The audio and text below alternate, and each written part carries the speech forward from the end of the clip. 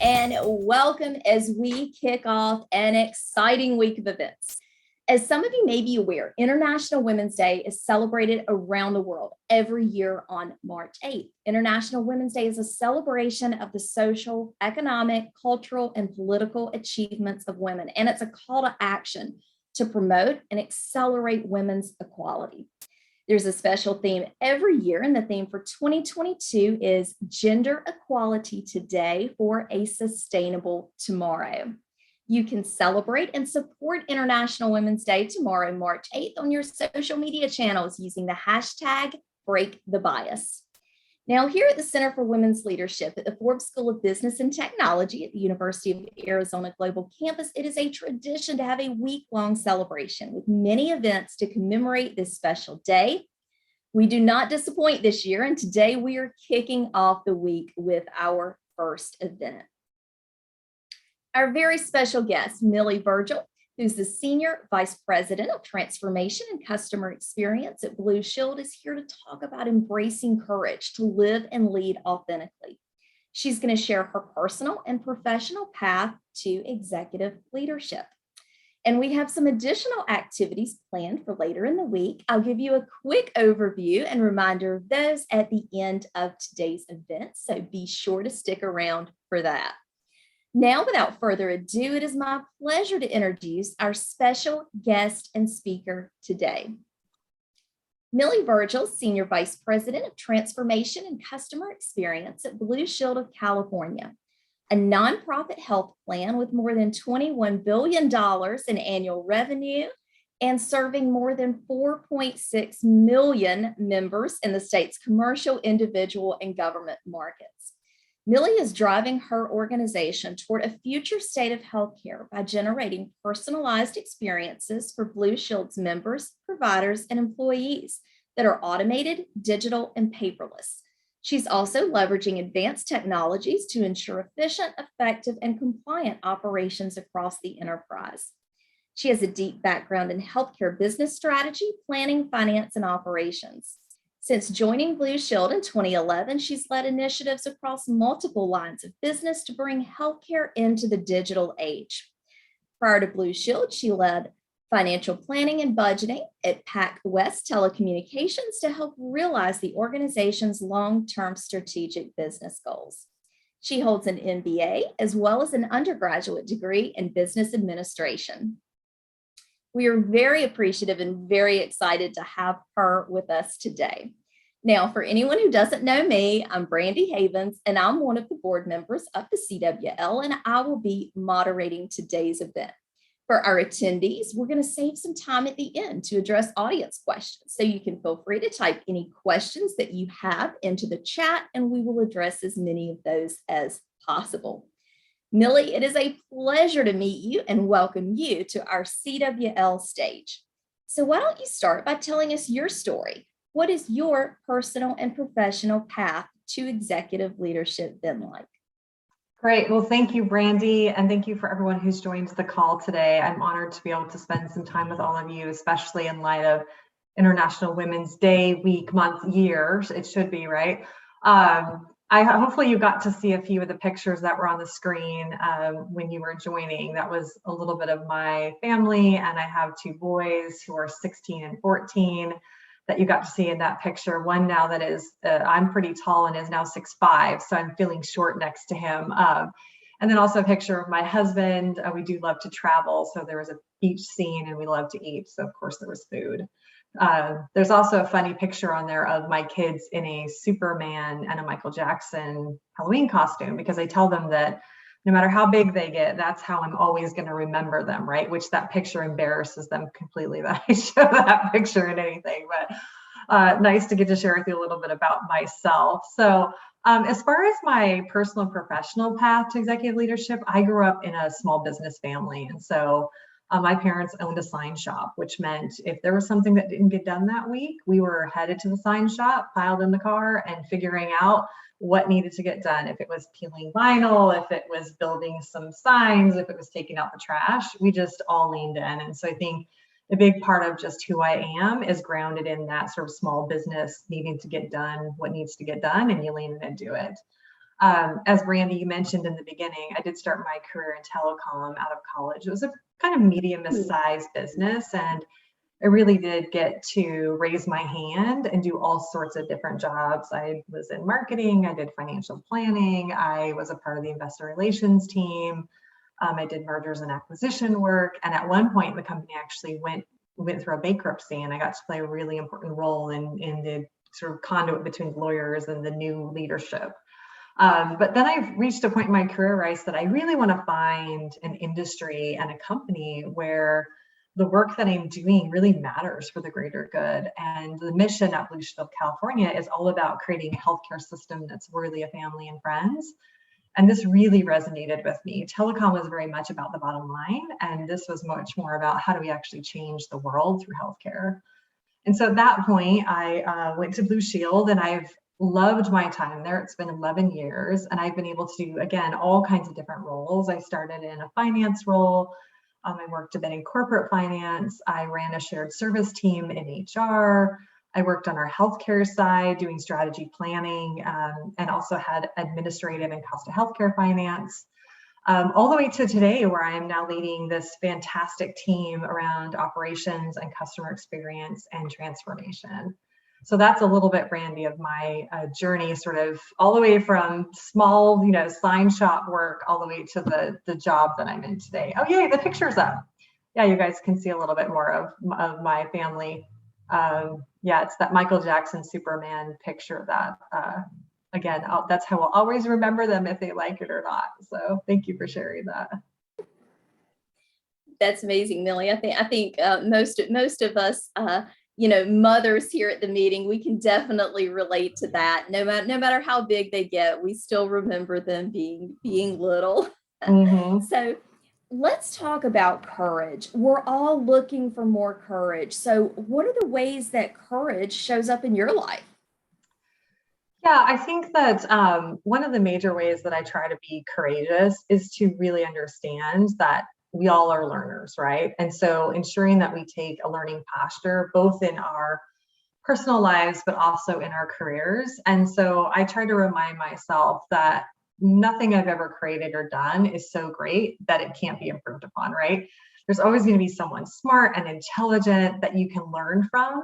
And so you should be open to that. I've also found that, other people's differing perspectives and experiences always, and, we're not supposed to use always and never, but really always makes things better than what I can do on my own. And so regardless of where someone sits in the company, from an organizational structure, the knowledge, experience that they bring is really exciting, because I haven't done what they've done, right? I haven't been in their shoes. I haven't seen the experiences. And so I really want to make sure I take a posture where I really want to learn from them. Another second way that I make sure to show courage is that when you're in a job, really master it. Never stop learning, right? Be open to others' thoughts and opinions, and make sure that you're building your own toolbox. I like to use that phrase, right? Take the things that you can learn in every role and put them in your own toolbox to bring with you.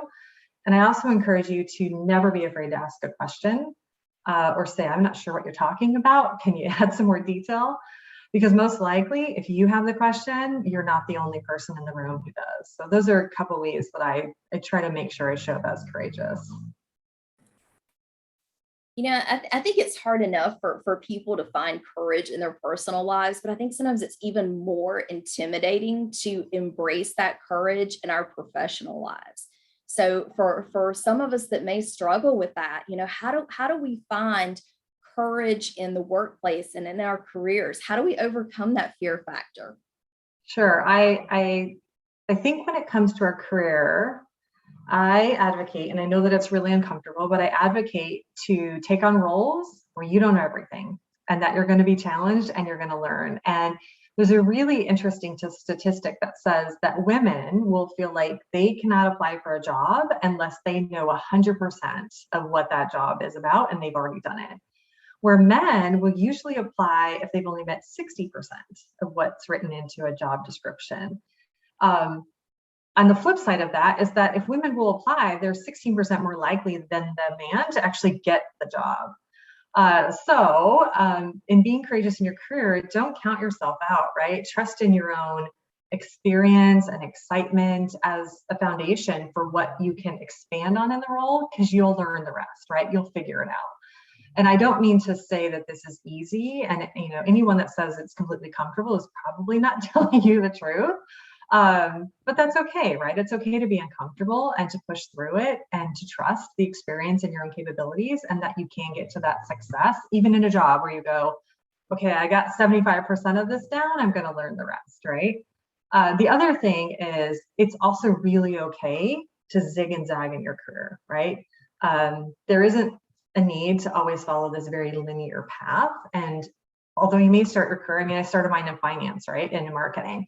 You may think, I know exactly where I'm going. And the reality is that most of us don't end up doing that. And so there's also other research that says almost 30% or 29% of us that are in the range of 25 to 44, we've completely changed fields. So not only have we zigged and zagged, but the field that we thought we were going to be in has completely changed. And so this sort of negative connotation about job hopping or changing fields is really different in this sort of modern workforce that we live in. It is not uncharacteristic to see that as a part of someone's path in their own career. So those are two places. Try something you're not 100% positive, you know every single thing about, and don't be afraid to take zigs and zags in your career. I love the zigs and zags. I think a lot of us, so we're still trying to figure out what we want to be when we grow up, So Yeah. I think it's okay to zig and zag. Yeah. And I think a lot of us, we learn really well with examples. So maybe you could describe a time that you faced a difficult situation, and how did courage play a role in helping you to overcome that challenge? Sure. Yeah. I think it's important that we do get comfortable being a bit uncomfortable, right? In my own career, I've gotten to work in all different parts of Blue Shield, and this really has allowed me to see the organization from different perspectives and different angles. And I think because of it, I'm a more well-rounded leader, right? You've got the HR angle of talent strategy, the finance strategy, right? The business and planning. And so having those multiple perspectives really has helped me define who I am as a leader, because I'm able to have a well-rounded view. I also think that sometimes, and I've done this, that you may have to take lateral moves, right? Or you may even have to take a pay cut. But if you can have that broader vision, again, you can figure out what is the experiences that you need to get so you can get to that place that you want in your career path. And when I came to Blue Shield, I really did make that difficult choice. I took a pay cut, I took a title demotion, but I believed in the mission, and I trusted in my own sort of experience and drive. And like I said, I've been here 11 years now, and I get to lead this incredible team as a huge part of making healthcare worthy of family and friends, right? Is really why I came to be a part of this team.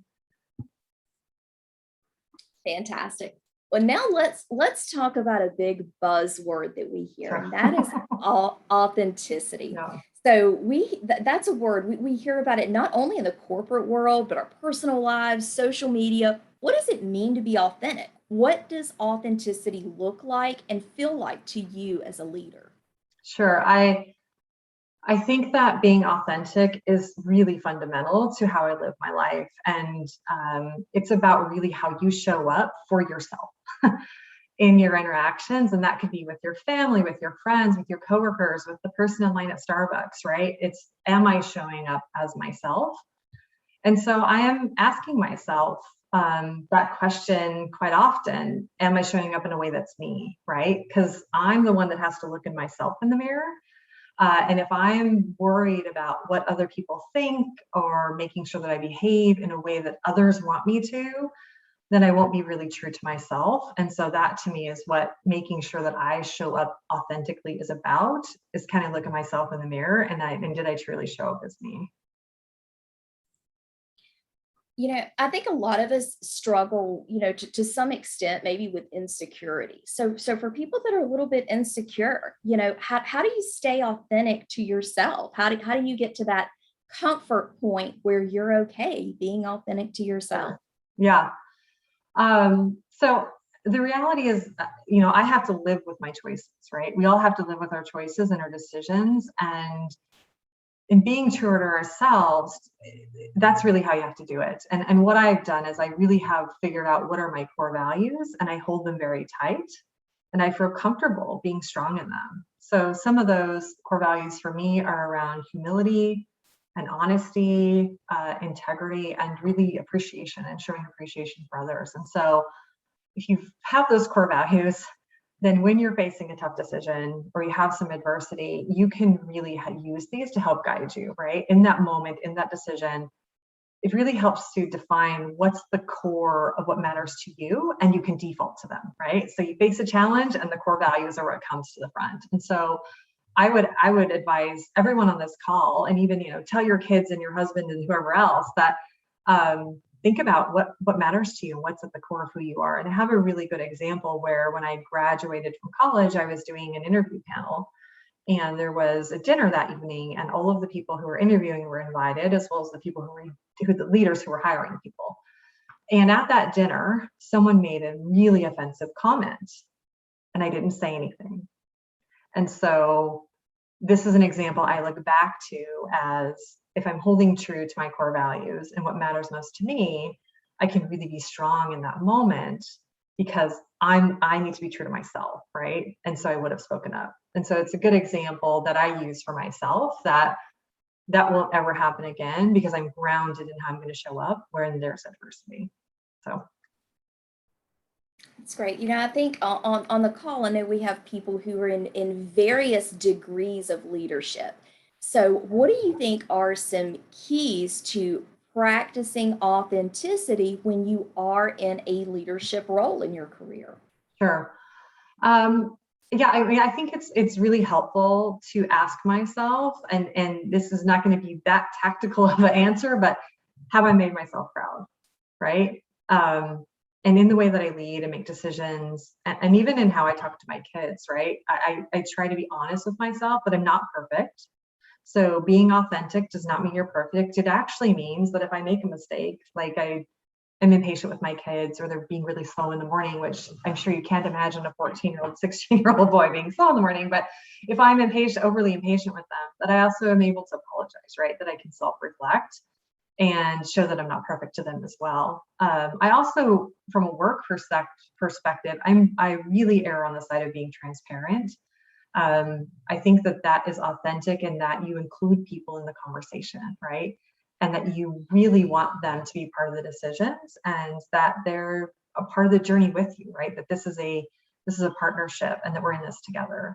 So those are some of the things. Don't expect yourself to be perfect, right? Be honest.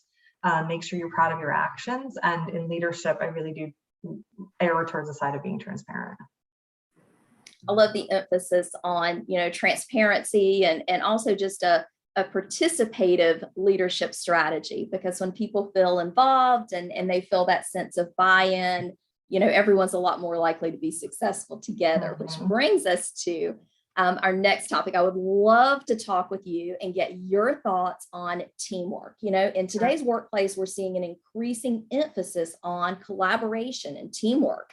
So what advice would you give to help people be successful on teams and to help them be the person that everyone else wants to have on their team?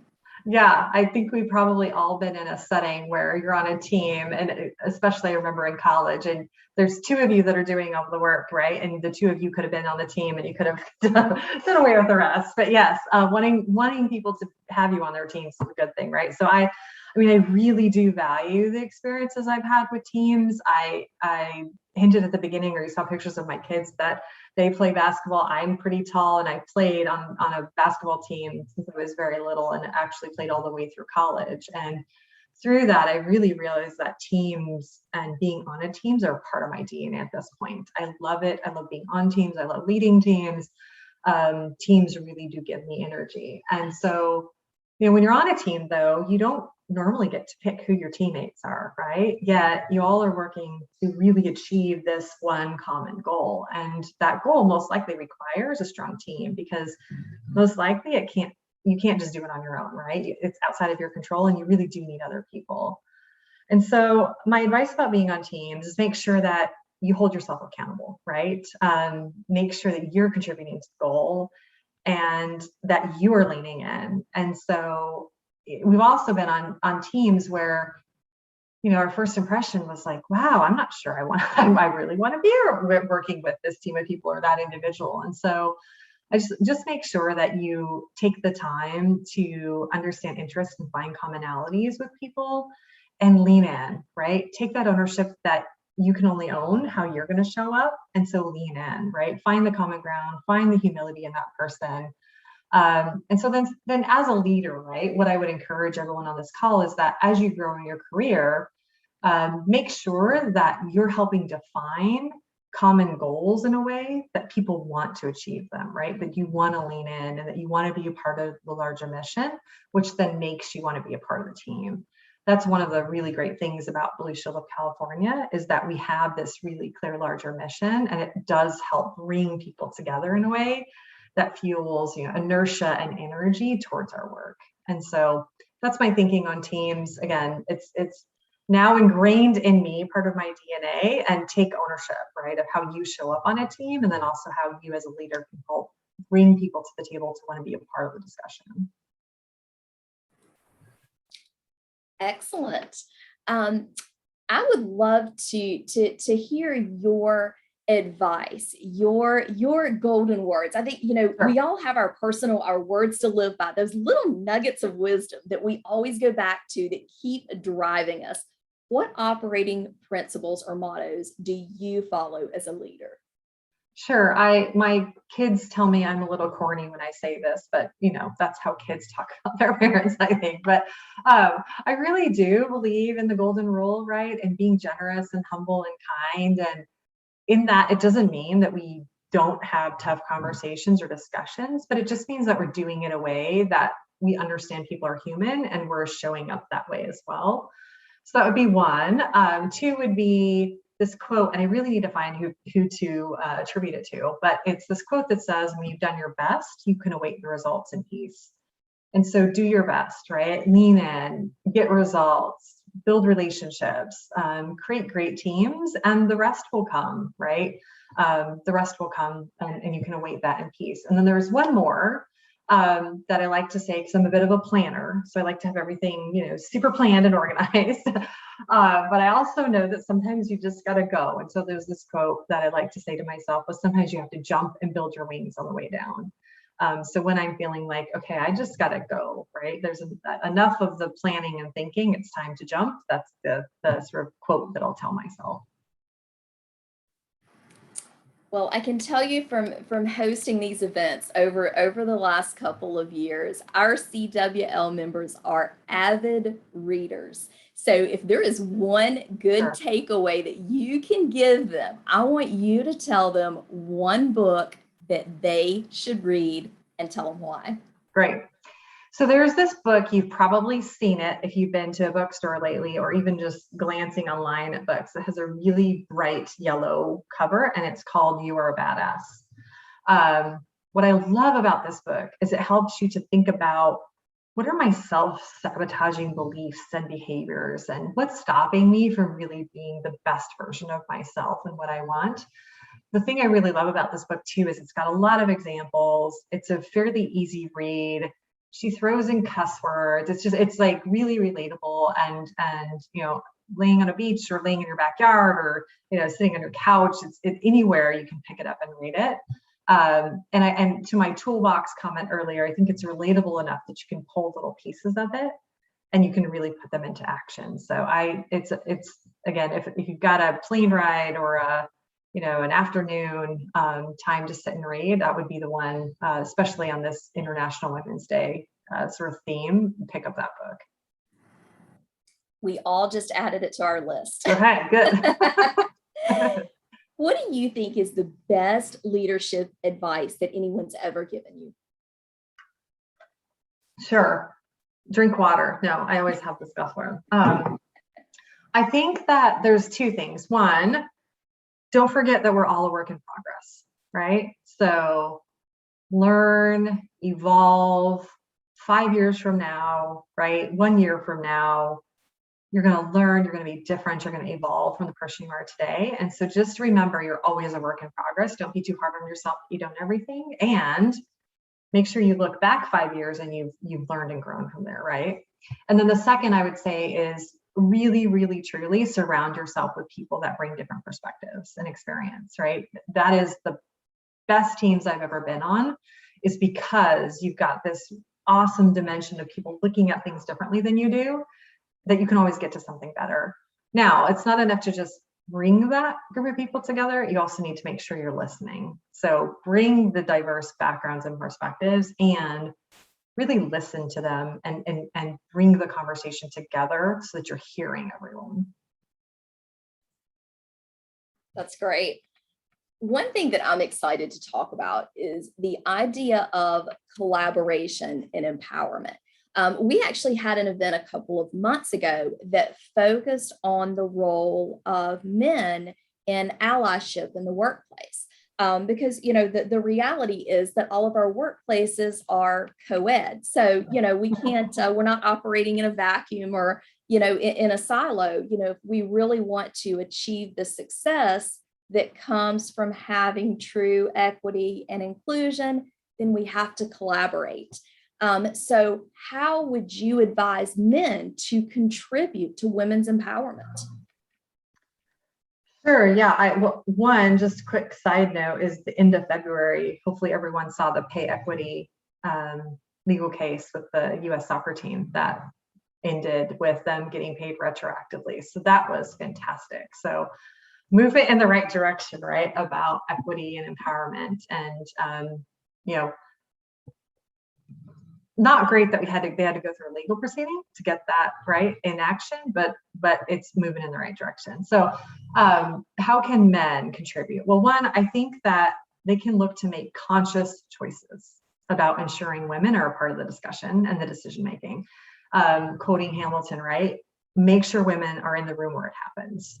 And it's not enough to just to hope it happens on the natural. It is about making conscious choices, and that's where I'd ask men to lean in on. Encourage and demand that women are a part of the conversation, right? That they're in these critical decision making, and that the room doesn't look all like them, right? Make a conscious choice to have it be diverse, and not just in women, right? But in age and race and sexual orientation. Like again, to my earlier comment, the different perspectives are what makes it great. So men make conscious choices about making sure that that happens. And then the second thing I would encourage is just advocate and step in, even when it's behavior towards women that's inappropriate, that might be subtle, right? You ready to support when a woman says, you know, thank you very much. I already know that, right? Or the mansplaining situation, even if the man doesn't step in, that they're supportive and encouraging behind the scenes, right?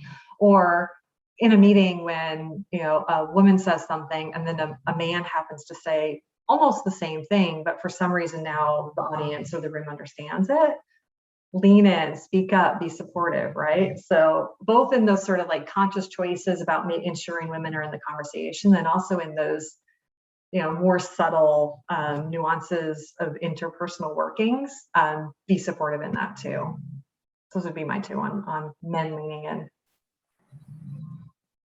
Very, very good. Thank you. I think most of us have probably experienced multiple examples that you mentioned there, but I do think we're seeing tremendous progress, which is a wonderful thing, and we have some amazing co-ed members here at the CWL who are wonderful allies and supporters. Yeah. So thank you for that.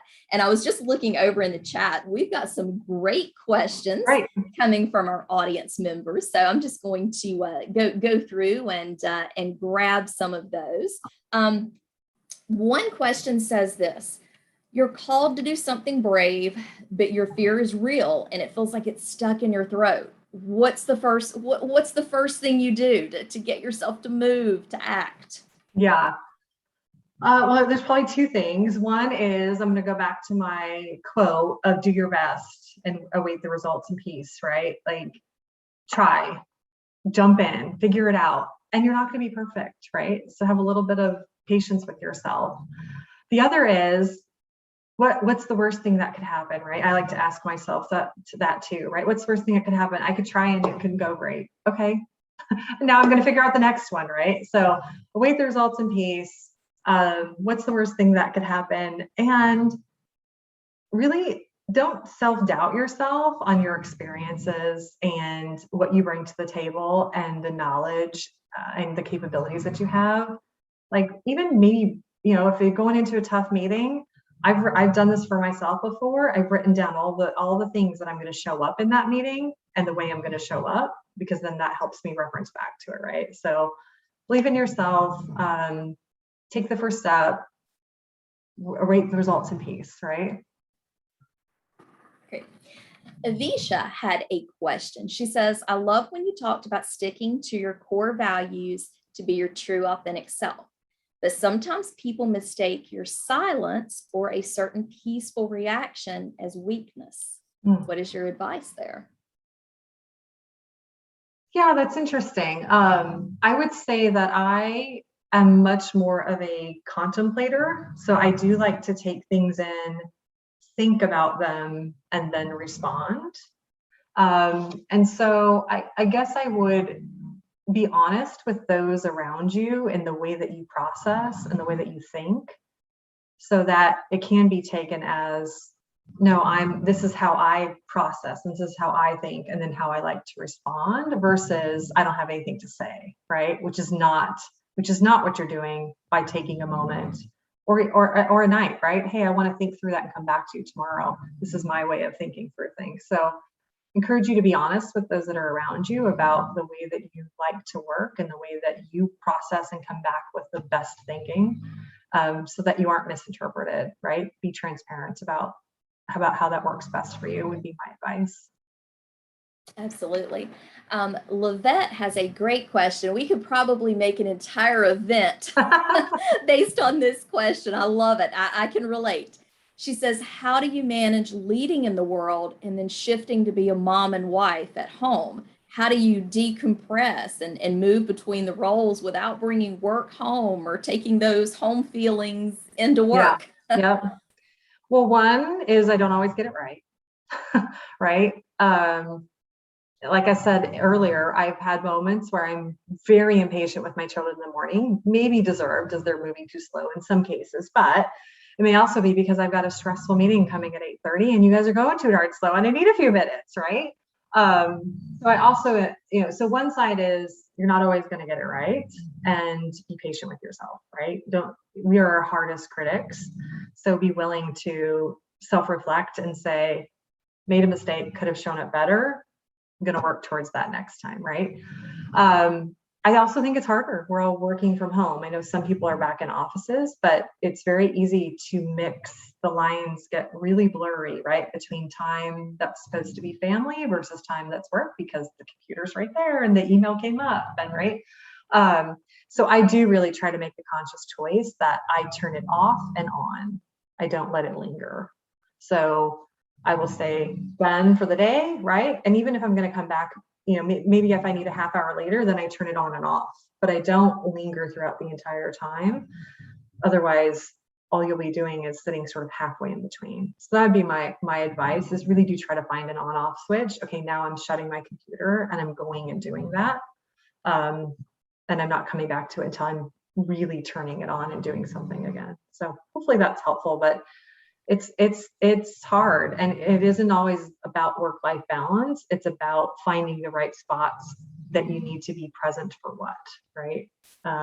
It's not the balancing, perfect equilibrium. It's how do I show up good for my husband, for my family, and then the right times for work. I was taking notes. Very good. That is a struggle point for me. I can tell you that.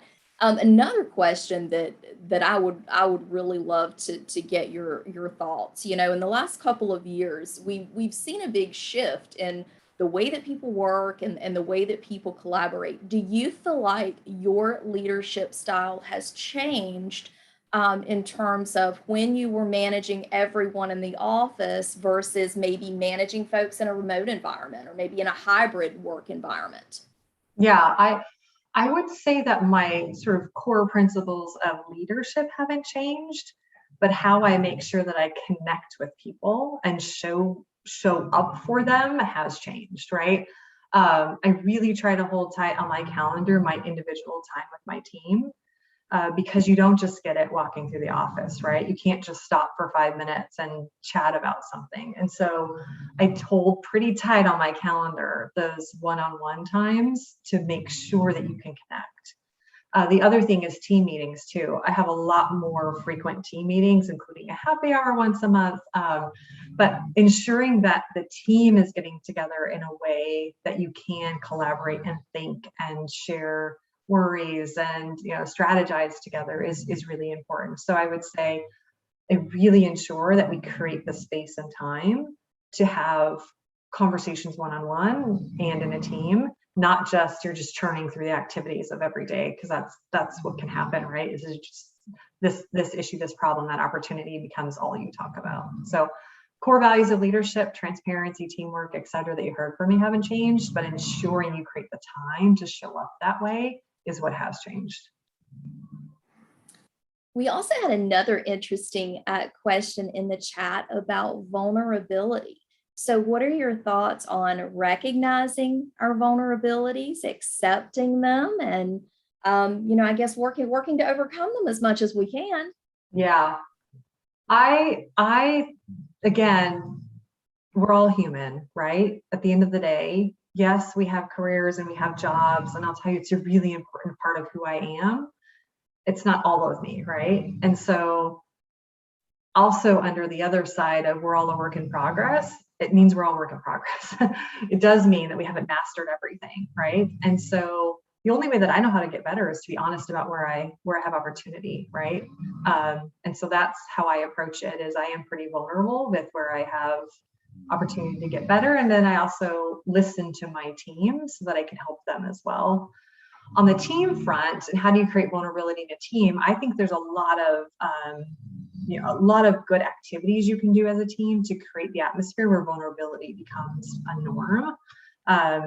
Doing high performing team, doing volunteering work together, doing sessions where you're sharing about your personal past and history where it's comfortable, right? It also doesn't need to be forced, but I have found, again, that teams that are comfortable being themselves and saying, hey, great, I'm so excited we're working on this work, but I'm not sure that I'm the right person to do it, right? I think Sally's got a lot better expertise on this than me, but hey, that piece, I think I can kill that. So that's how you get a great team and you get great results, is that you can really talk about what are your strengths, what are your opportunities, and then you can work on it too, right? And as a leader, it is my job to help my team work on their vulnerabilities. Hopefully that's helpful. Definitely, I think so. Let me see. I'm looking to see if we've missed any questions in the chat. Scrolling up. Let's see. Okay, here's a great question. How do you prepare to take up space in an environment that may be mostly male or lack diversity without feeling like you need to shrink a bit, for their comfort, or fear that you're going to be too bold, and you don't want to make them uncomfortable? How do you manage that? Yeah. Well, I'm going to go back to my core values a bit here, and the comments around common goals, right?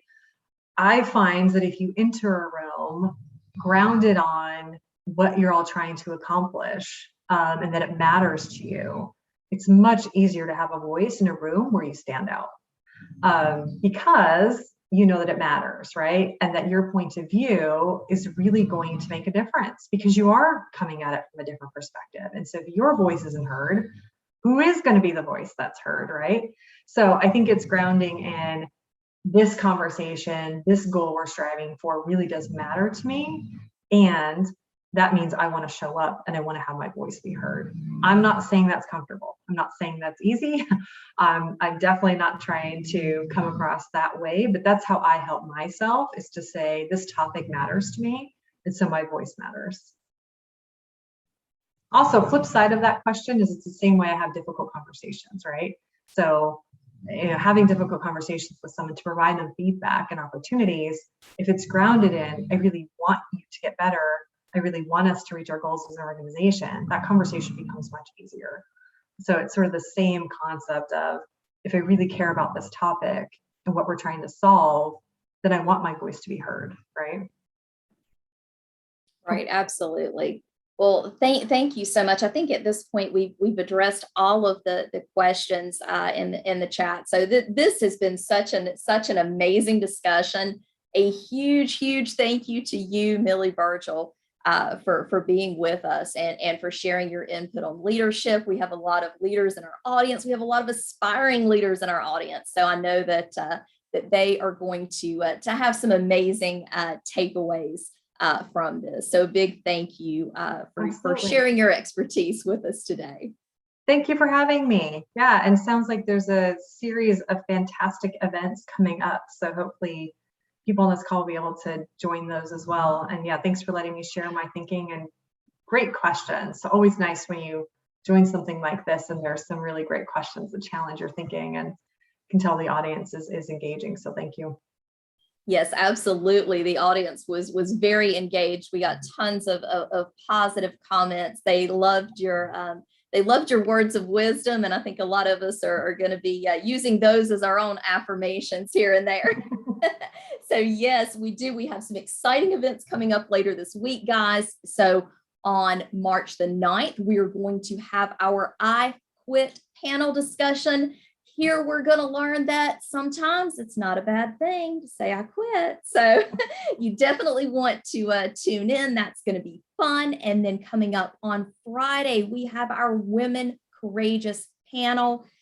We have 4 amazing speakers that are going to share their stories of courage with us. And they are going to wrap up our week of celebrating International Women's Day. And then next week, we have a community chat coming up on March 15th. If you haven't attended the community chats before, I would strongly encourage you to attend. Come ready to participate. Our community chats are very interactive, and we always have an amazing time. Our topic for this community chat is going to be mastering your self-confidence and overcoming imposter syndrome. So that's going to be fun and exciting. We hope to see you there. As always, be sure to head over to the CWL website. You can find all sorts of great information and resources there. You can find all of our upcoming events and you can register. So we look forward to seeing you on Wednesday at the I Quit panel discussion. Thank you guys for attending and have a wonderful day.